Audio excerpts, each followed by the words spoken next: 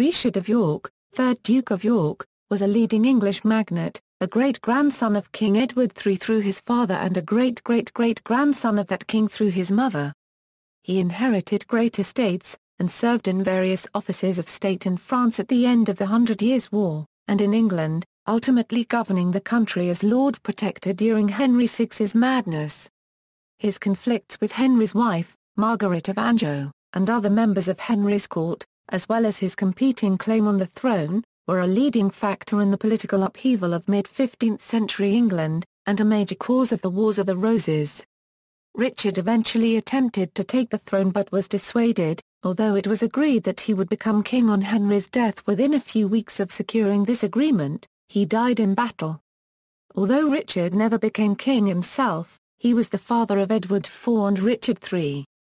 Descent: Richard Plantagenet, 3rd Duke of York, the son of Richard of Conisburg, 3rd Earl of Cambridge, and Anne Mortimer, was born on September 21, 1411.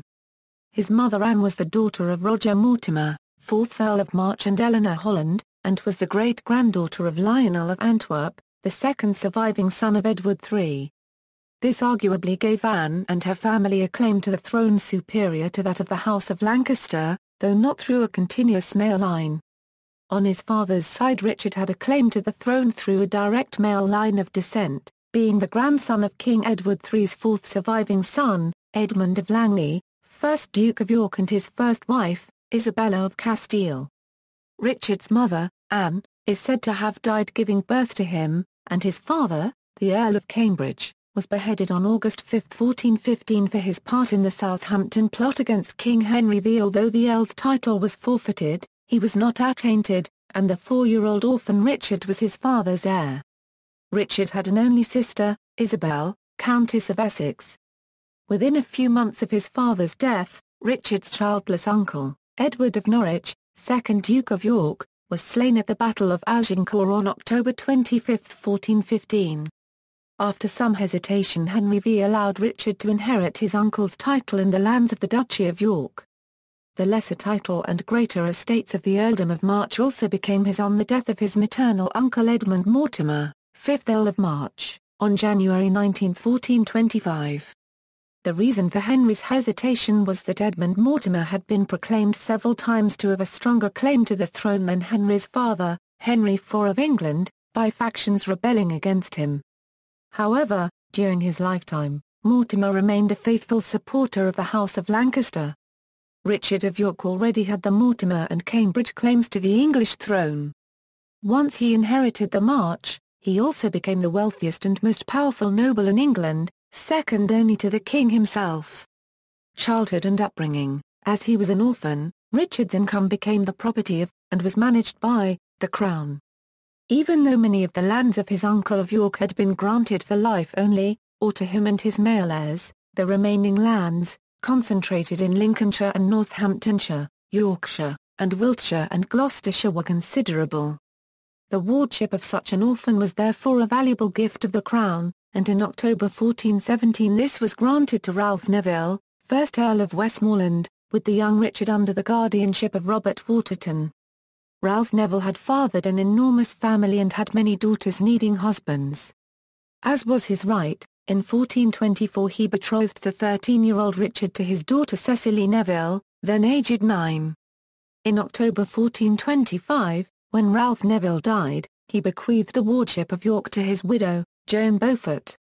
By now the wardship was even more valuable, as Richard had inherited the Mortimer estates on the death of the Earl of March. These manors were concentrated in Wales, and in the Welsh borders around Ludlow. Little is recorded of Richard's early life. On May 19, 1426 he was knighted at Leicester by John of Lancaster, 1st Duke of Bedford, the younger brother of Henry V. In October 1429 his marriage to Cecily Neville took place. On November 6 he was present at the formal coronation of Henry VI in Westminster Abbey. He then followed Henry to France, being present at his coronation as King of France in Notre Dame on December 16, 1431. Finally, on May 12, 1432 he came into his inheritance and was granted full control of his estates. France: in May 1436, a few months after Bedford's death, York was appointed to succeed him as lieutenant in France. Henry V's conquests in France could not be sustained forever, as the Kingdom of England either needed to conquer more territory to ensure permanent French subordination, or to concede territory to gain a negotiated settlement. During Henry VI's minority, his council took advantage of French weakness and the alliance with Burgundy to increase England's possessions, but following the Treaty of Arras, Burgundy ceased to recognise the King of England's claim to the French throne. York's appointment was one of a number of stopgap measures after the death of Bedford to try to retain French possessions until King Henry should assume personal rule. The fall of Paris led to his army being redirected to Normandy. Working with Bedford's captains, York had some success, recapturing Fcamp and holding on to the Pays de Caux, while establishing good order and justice in the Duchy of Normandy.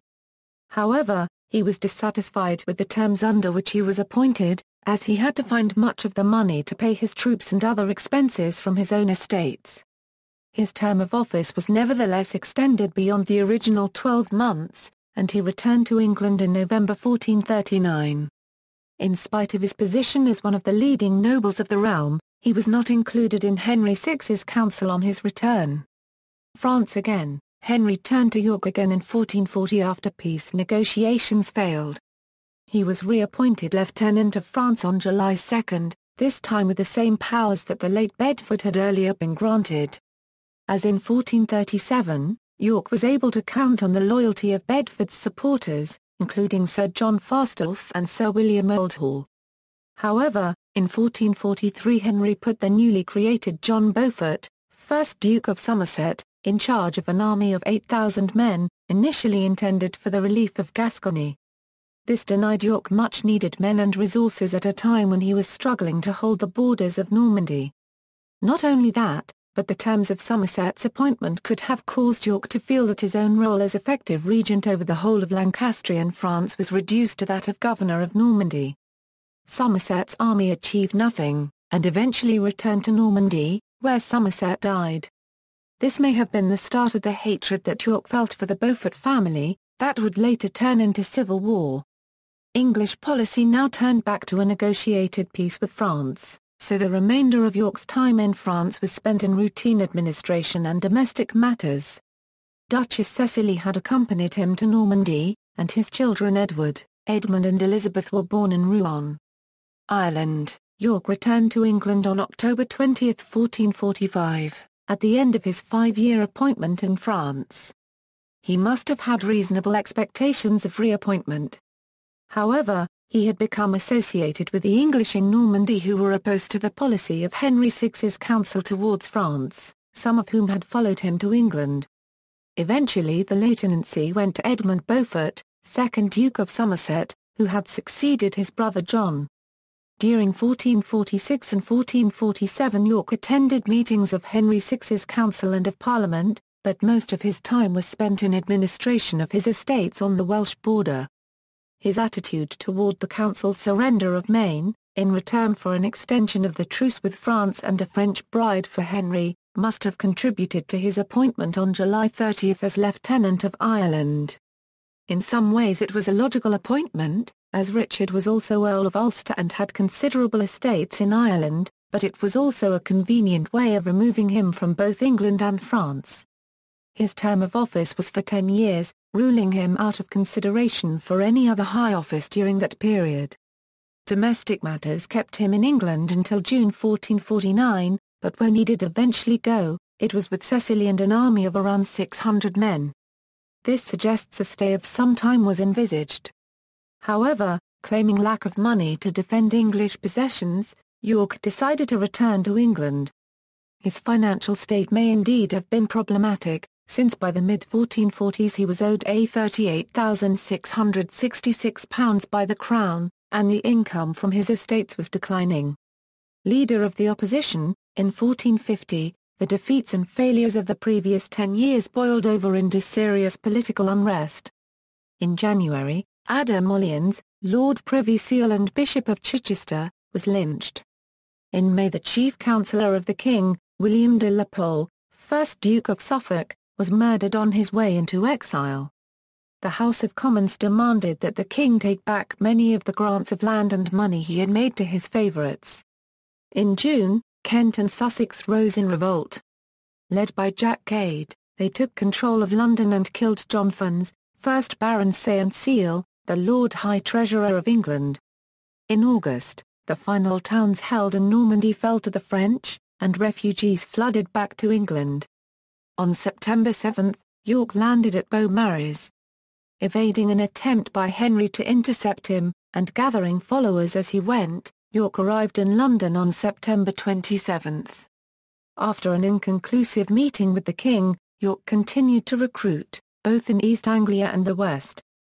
The violence in London was such that Somerset, back in England after the collapse of English Normandy, was put in the Tower of London for his own safety. In December Parliament elected York's Chamberlain, Sir William Oldhall, as Speaker. York's public stance was that of a reformer, demanding better government and the prosecution of the traitors who had lost northern France. Judging by his later actions, there may also have been a more hidden motive, the destruction of Somerset, who was soon released from the Tower. Although granted another office, York still lacked any real support outside Parliament and his own retainers. In April 1451, Somerset was released from the Tower and appointed Captain of Calais. When one of York's councillors, Thomas Young, the MP for Bristol, proposed that York be recognised as heir to the throne, he was sent to the Tower and Parliament was dissolved. Henry VI was prompted into belated reforms, which went some way to restore public order and improve the royal finances. Frustrated by his lack of political power, York retired to Ludlow. In 1452, York made another bid for power, but not to become king himself. Protesting his loyalty, he aimed to be recognised as Henry VI's heir apparent, while also trying to destroy the Earl of Somerset, who Henry may have preferred to succeed him over York, as a Beaufort descendant.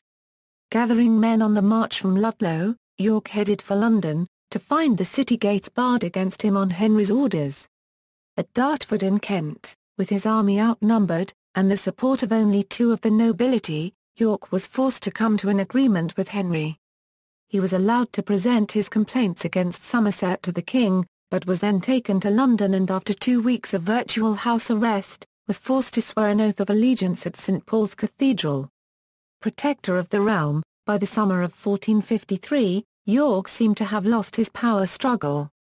Henry embarked on a series of judicial tours, punishing York's tenants who had been involved in the debacle at Dartford. The Queen Consort, Margaret of Anjou, was pregnant, and even if she should miscarry, the marriage of the newly ennobled Edmund Tudor, 1st Earl of Richmond to Margaret Beaufort provided for an alternative line of succession. By July, York had lost both his offices, Lieutenant of Ireland and Justice of the Forest south of the Trent. Then, in August 1453, Henry VI suffered a catastrophic mental breakdown. Perhaps brought on by the news of the defeat at the Battle of Castillon in Gascony, which finally drove English forces from France, he became completely unresponsive, unable to speak and having to be led from room to room. The council tried to carry on as though the king's disability would be brief. However, eventually they had to admit that something had to be done. In October, invitations for a Great Council were issued, and although Somerset tried to have him excluded, York was included. Somerset's fears were to prove well-grounded, for in November he was committed to the Tower. Despite the opposition of Margaret of Anjou, on March 27, 1454, York was appointed Protector of the Realm and Chief Counsellor. York's appointment of his brother-in-law, Richard Neville, 5th Earl of Salisbury, as Chancellor was significant.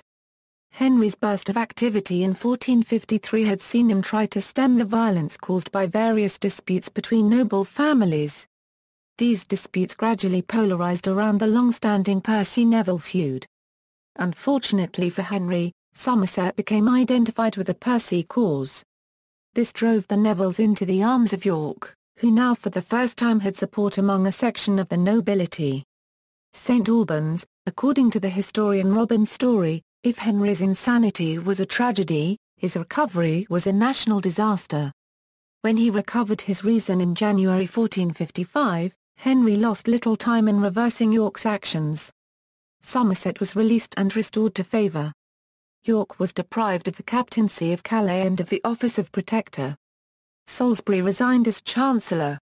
York, Salisbury and Salisbury's eldest son, Richard Neville, 16th Earl of Warwick, were threatened when a Great Council was called to meet on May 21 in Leicester.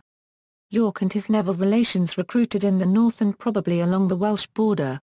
By the time Somerset realised what was happening, there was no time to raise a large force to support the king.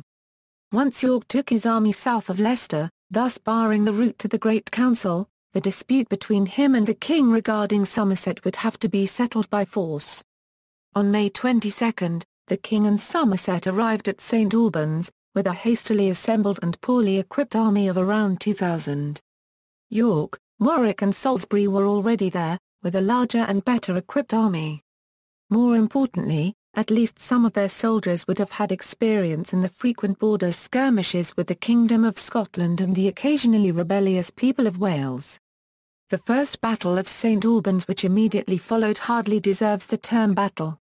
Possibly as few as 50 men were killed, but among them were Somerset and the two Percy lords, Henry Percy, 2nd Earl of Northumberland, and Thomas Clifford, 8th Baron de Clifford. York and the Nevilles had therefore succeeded in killing their enemies, while York's capture of the king gave him the chance to resume the power he had lost in 1453. It was vital to keep Henry alive, as his death would have led, not to York becoming king himself, but to the minority rule of his 2-year-old son Edward of Westminster. Since York's support among the nobility was small, he would be unable to dominate a minority council led by Margaret of Anjou. In the custody of York, the king was returned to London with York and Salisbury riding alongside, and with Warwick bearing the royal sword in front. On May 25, Henry received the crown from York, in a clearly symbolic display of power. York made himself Constable of England, and appointed Warwick Captain of Calais. York's position was enhanced when some of the nobility agreed to join his government, including Salisbury's brother Lord Fauconberg, who had served under York in France. For the rest of the summer York held the king prisoner either in Hertford Castle or in London. When Parliament met again in November, the throne was empty, and it was reported that the king was ill again. York resumed the office of Protector. Although he surrendered it when the king recovered in February 1456, it seemed that this time Henry was willing to accept that York and his supporters would play a major part in the government of the realm.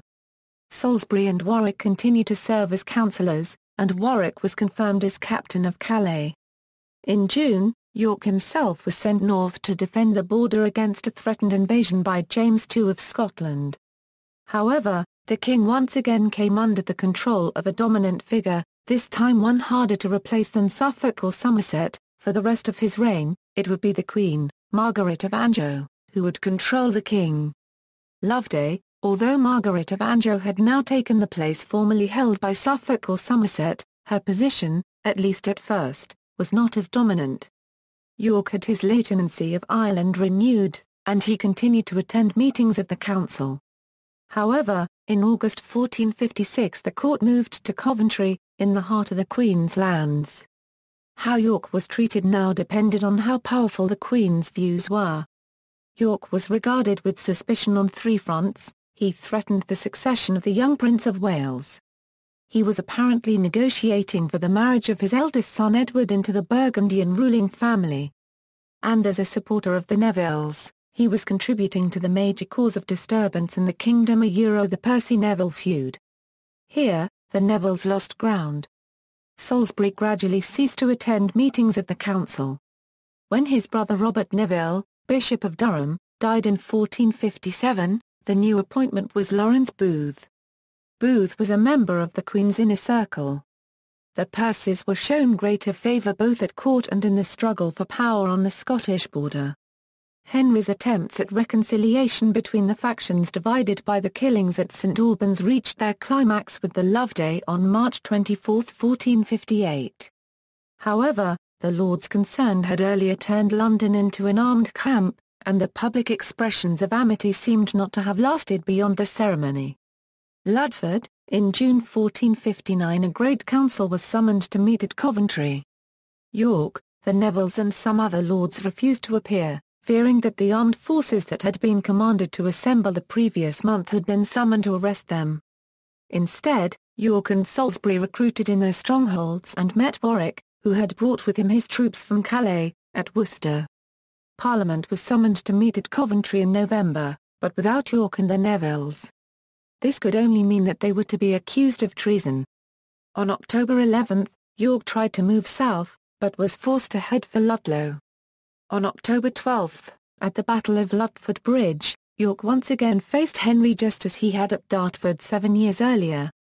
Warwick's troops from Calais refused to fight, and the rebels fled York to Ireland, Warwick, Salisbury and York's son Edward to Calais. York's wife Cecily and their 2 younger sons were captured in Ludlow Castle and imprisoned at Coventry. The Wheel of Fortune, York's flight worked to his advantage. He was still Lieutenant of Ireland, and attempts to replace him failed. The Parliament of Ireland backed him, providing offers of both military and financial support. Warwick's return to Calais also proved fortunate. His control of the English Channel meant that pro-Yorkist propaganda, emphasizing loyalty to the king while decrying his wicked counsellors, could be spread around southern England. Such was the Yorkists' naval dominance that Warwick was able to sail to Ireland in March 1460, meet York and return to Calais in May. Warwick's control of Calais was to prove to be influential with the wool merchants in London. In December 1459 York, Warwick and Salisbury had suffered attainder. Their lives were forfeit, and their lands reverted to the king. Their heirs would not inherit. This was the most extreme punishment a member of the nobility could suffer, and York was now in the same situation as Henry of Bolingbroke in 1398. Only a successful invasion of England would restore his fortune.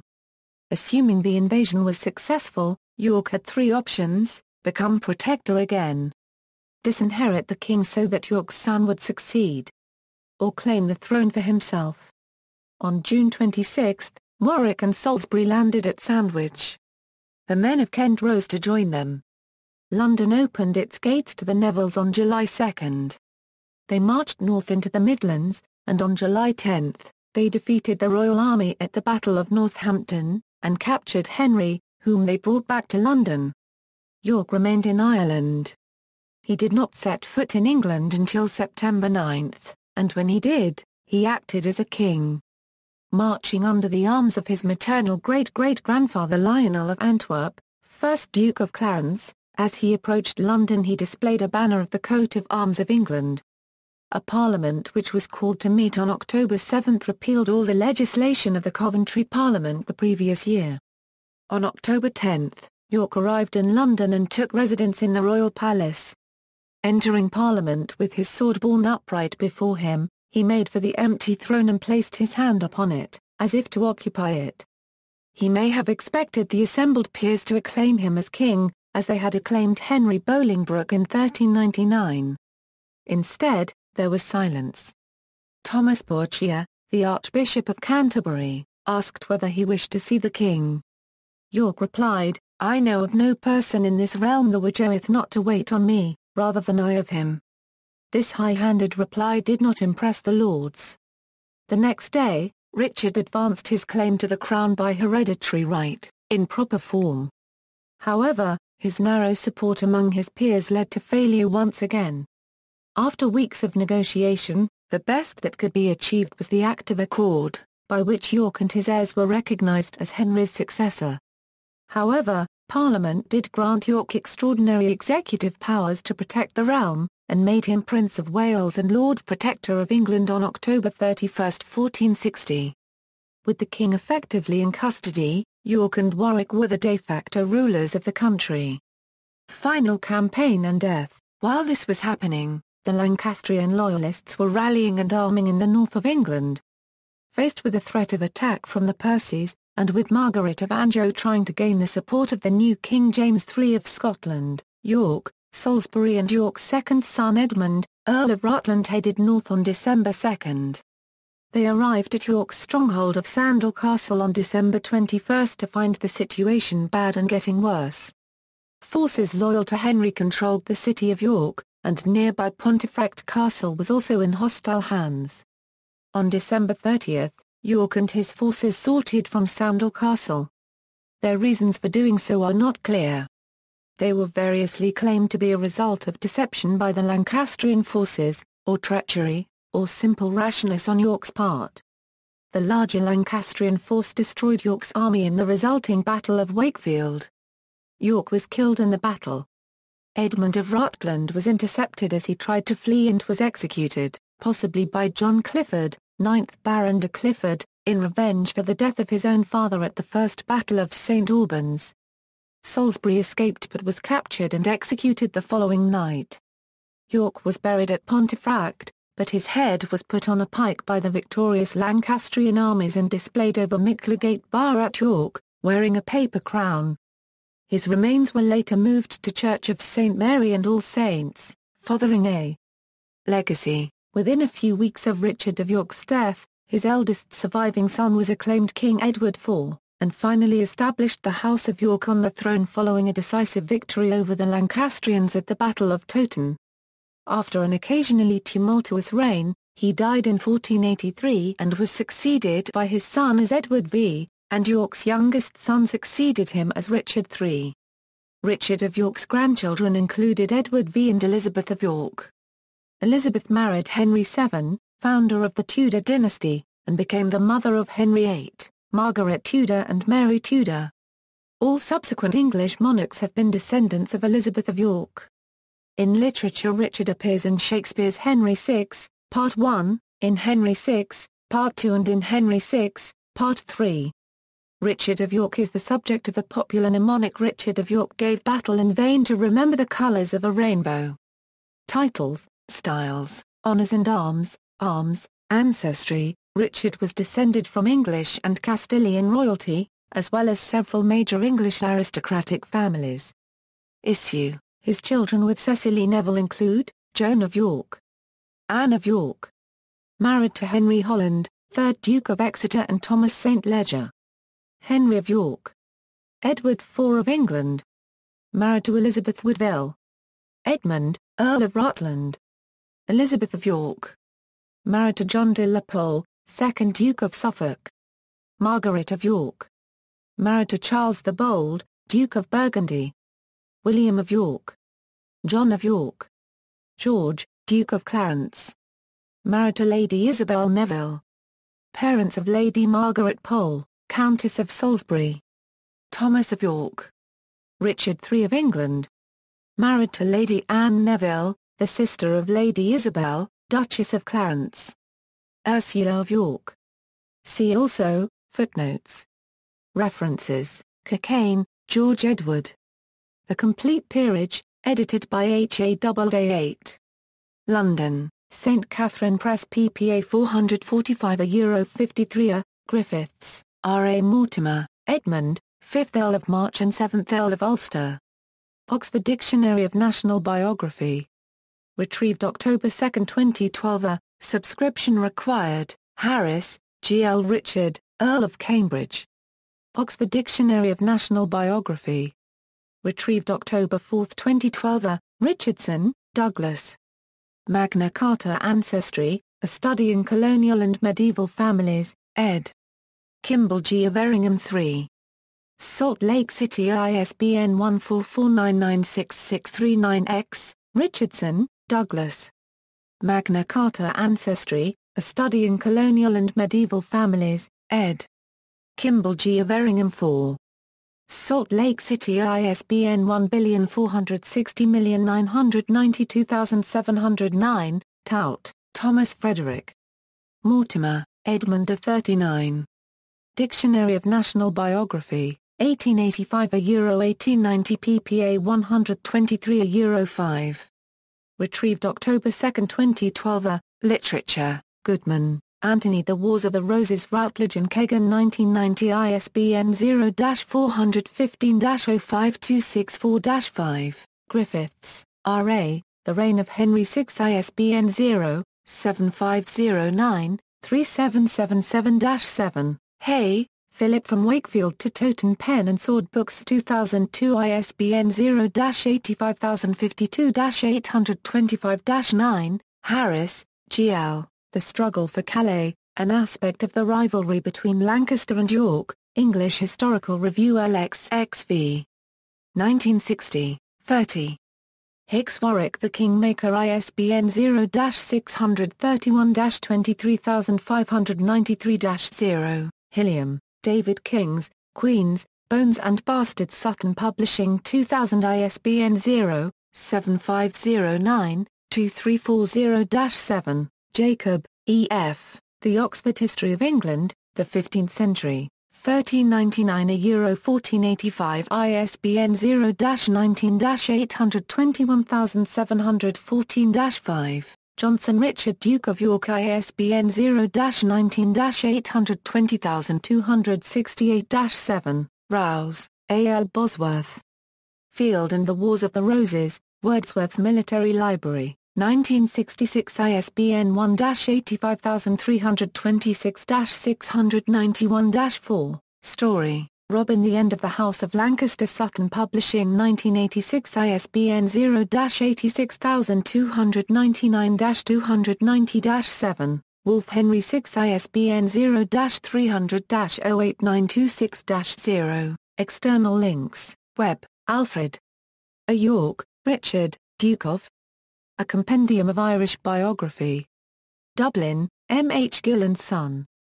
Wikisource, picture of Richard Plantagenet, Royalist Online Interactive Family Tree, Lundy, Darrell. A genealogical survey of the peerage of Britain as well as the royal families of Europe. Retrieved June 1, 2007 A.